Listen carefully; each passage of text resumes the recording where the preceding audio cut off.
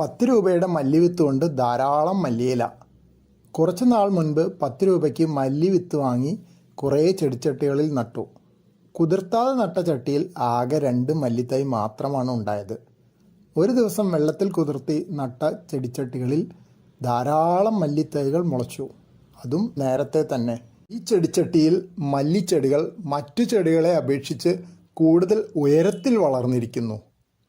മുകളിലേക്കുള്ള ഇലകൾ സ്വല്പം ചെറുതാണ്. ഏറ്റവും മുകളിലായി പൂമൊട്ടുകളും കാണാം.